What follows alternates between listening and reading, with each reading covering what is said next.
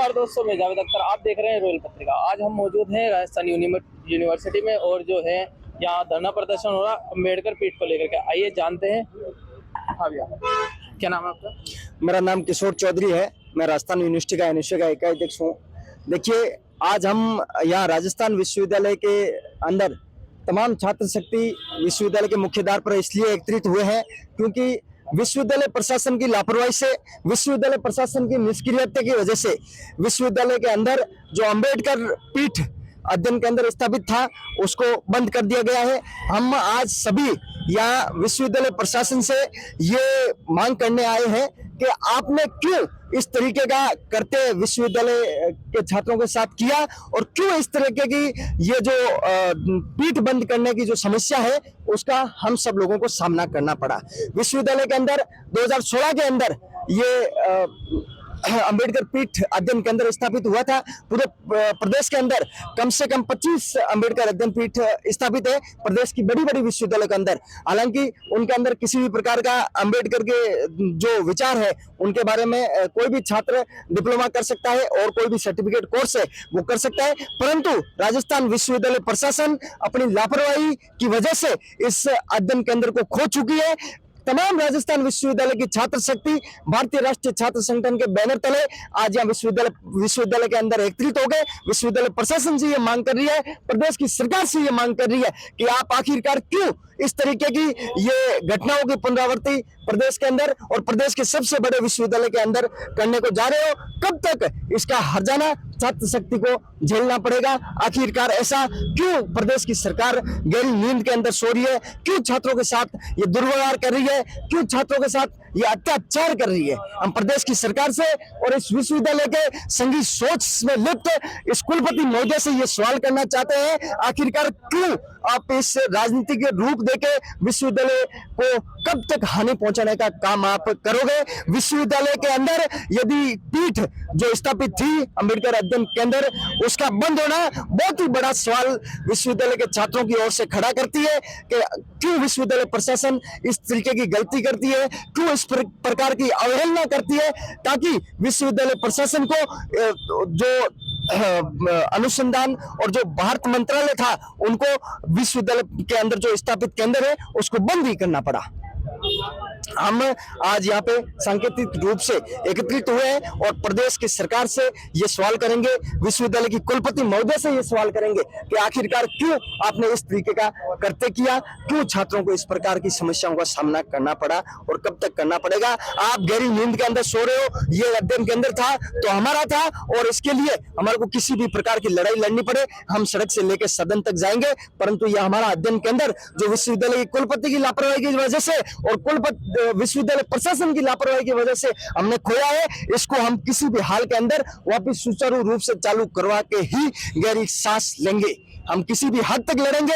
यह हमारा हक और अधिकार था। बाबा साहब के विचारों को अमर रखने के लिए, बाबा साहब के विचारों का अध्ययन करने के लिए इस केंद्र को विश्वविद्यालय के अंदर स्थापित किया गया था, परंतु विश्वविद्यालय प्रशासन इस तरीके की गलती कर बैठा, इस प्रकार की अवहेलना कर बैठा कि मंत्रालय को, भारत सरकार का जो मंत्रालय था जो सालाना 35 लाख रुपए इस केंद्र को संचालित करने के लिए हर साल देता था, परंतु विश्वविद्यालय ने इसकी कोई किसी भी प्रकार की रखवाली नहीं करी और अवहेलना करी, जिसकी वजह से आज मंत्रालय को ये केंद्र बंद करना पड़ा। मैं विश्वविद्यालय की वीसी महोदय से ये सवाल भी करना चाहता हूँ कि आप जब केंद्र 2021 के अंदर ही बंद हो गया तो आप क्यों इसका विभाग का जो एचओडी है वो क्यों नियुक्त करते गए? आप किस प्रकार की जिम्मेदारी उस विभाग के एचओडी को देते गए? क्यों उसको पद पे बिठाया गया? आपने क्यों नियुक्तियां करी? परंतु आप तो फर्जीवाड़े के अंदर लिप्त हो। आपकी सोच गिरी हुई है। विश्वविद्यालय की कुलपति है, विश्वविद्यालय की जो वीसी है वो बड़ी भ्रष्ट है, संघी सोच के अंदर लिप्त है। उसको अपनी जेब भराई के अलावा छात्रों के किसी भी प्रकार के मुद्दों को लेकर किसी भी प्रकार की कोई भी परवाह नहीं है। हम विश्वविद्यालय की कुलपति को बता देना चाहते हैं, हम प्रदेश की इस संघी सरकार को और इस पर्ची सरकार को बता देना चाहते हैं कि बाबा साहब के जो विचार है वो हमेशा अमर थे और हमेशा अमर रहेंगे।